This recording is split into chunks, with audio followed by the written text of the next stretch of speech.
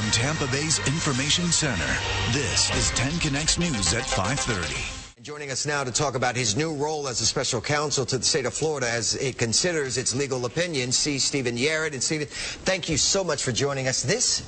When I heard that Governor Crist had called you, I said, this is a serious legal battle that is forming and about to take place. This is going to be like the shootout in OK Corral, because BP has got some big attorneys too. Yeah, except instead of pistols, they may bring nuclear arms or something, Reggie. I mean, the amount of power and money and the magnitude of these corporations. I mean, they made $6 billion in the first 3 months of this year.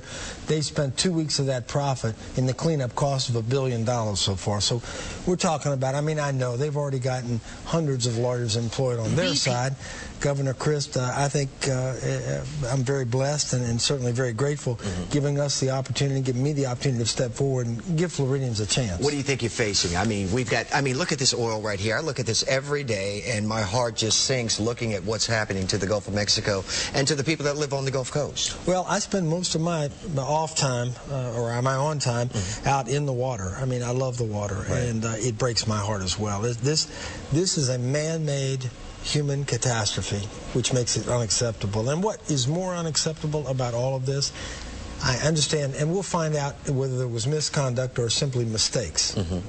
We're going to look into that. How liable is BP for this spill? Well, just on the surface of looking at this whole thing. Well, right now, there's not too many targets to point fingers at. There are very few targets, and BP's got a big bullseye on its back.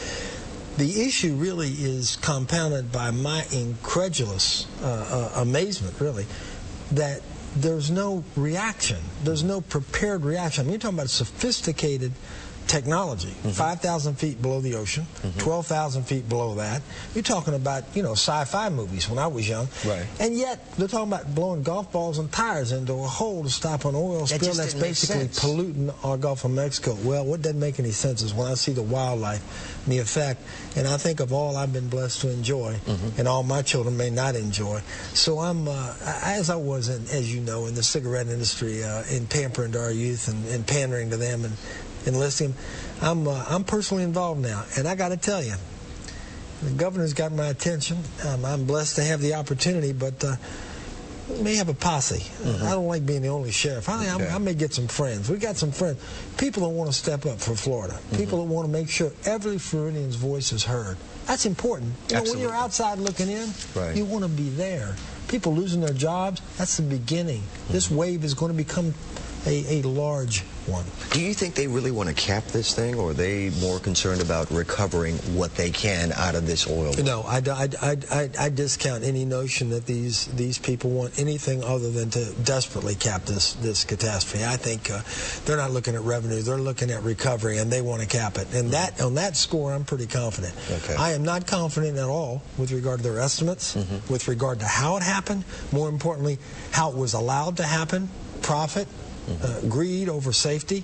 I'm not at all concerned with the fact that now everyone's sorry. Okay, fine. But that doesn't do those 11 families any good. It's certainly not going to bring back the wildlife or our shores or our reefs. Sorry is no longer good enough.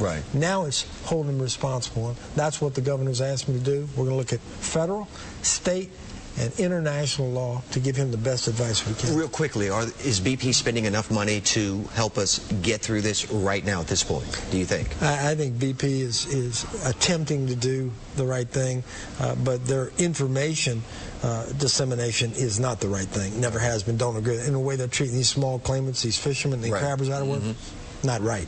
Steve, thanks so much for joining. Always good seeing you, Reggie. All right, thank you. Heather, back to you. Well, federal regulators have put